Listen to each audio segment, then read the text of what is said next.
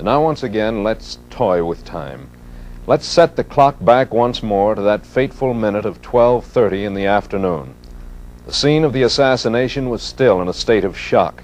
Some individuals verged on panic. No one knew what had happened or what was happening, but instinctively those with jobs to do went about them. In seconds, attention had focused on one building. Tom Alyea was a part of that story. Behind me is the famed Texas School Book Depository. No cameramen are allowed in this building today, but a year ago I was able to enter this building along with the Secret Service and shoot exclusive footage of finding of the assassin's gun, dusting it for fingerprints. It was by accident, actually, that I arrived upon the scene. I was coming back from Fort Worth after having filmed the President in his last speech, his last breakfast, his last cup of coffee. In coming back to the station, just a few feet in front of me, we heard on the radio, all units, Code 3, Parkland Hospital. Immediately following that was the word that shots had been fired at the President. They gave Elman, Houston as the location. I jumped out of the unit, grabbed a borrowed camera. Mine had developed a malfunction, an extra 400 feet of film, and raced to the scene. This was the scene, the School Book Depository. Everyone at that time was looking around. I saw a couple of gentlemen pointing upstairs to one of the top floor windows. I assumed that the assassin probably could still be in the building. At that time, we did not know that there was an assassin, only that 2 shots had been fired. I raced into the building. About the same time, the Secret Service, the FBI, and other law enforcement units, we hit the door at the same time. Several witnesses had reported seeing a rifle in a window near the top of the building, and here it was found. But officers searched every inch of the floor, around, over, and behind cases of books. Found one rifle.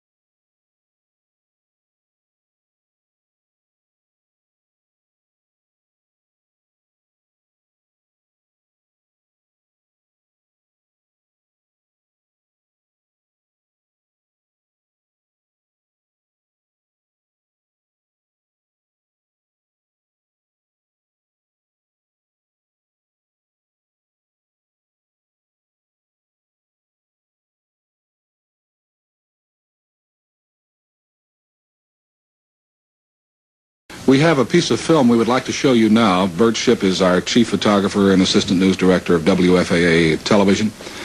This is, well, roll the film, Bert, and if you would narrate it, please, so they can move up there a little bit. All right, Jay, this is that rifle that was shown minutes ago on the network. They dusted it for fingerprints from the, while it was still up in the building.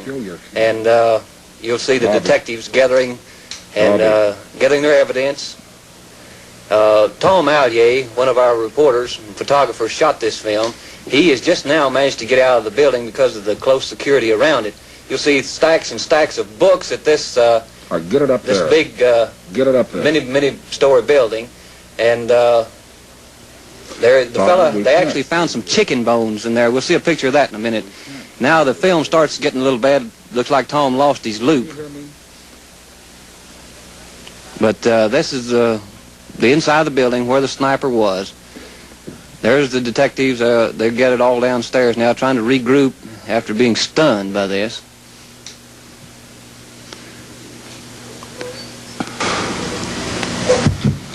There's one of the lights. The policeman that had some hard times. They're combing the building thoroughly.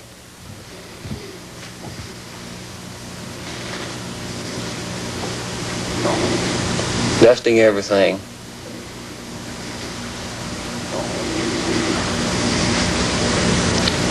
Like I say, this is the first time we've even seen the film. Fella had a soft drink while he waited for the president to drive by. No telling how long he was there, huh, Bert? No, there isn't. He had lunch there. They know that. Chicken bone, soft drink bottle.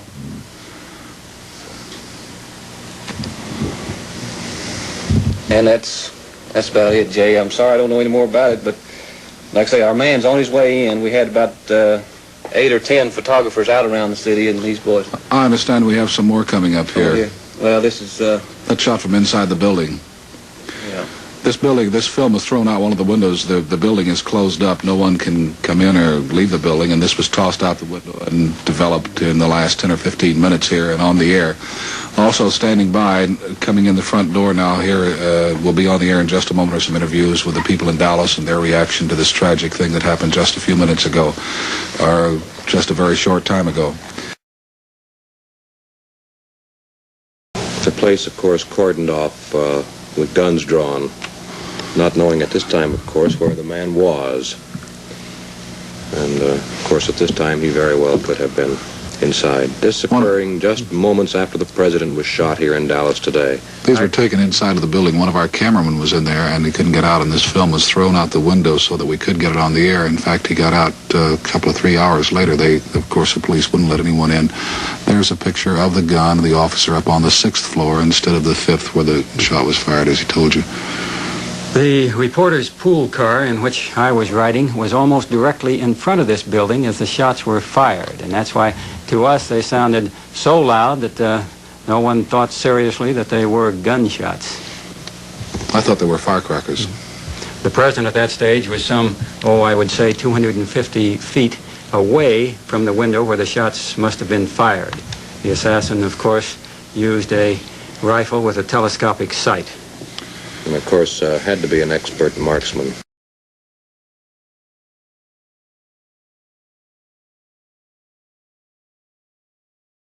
There's the weapon there. Some of the films of the weapon that was found on the 6th floor. This is an Argentine-made bolt-action rifle of World War II vintage. You can see the telescopic sight. That's Homicide Captain Will Fritz examining the weapon. He's the man that I told you would have an announcement in about 37 minutes from now as to a later announcement on the disposition of the suspect Oswald, who has already been charged with the murder of the policeman. Okay, let's get out of it. And a close-up picture of Oswald.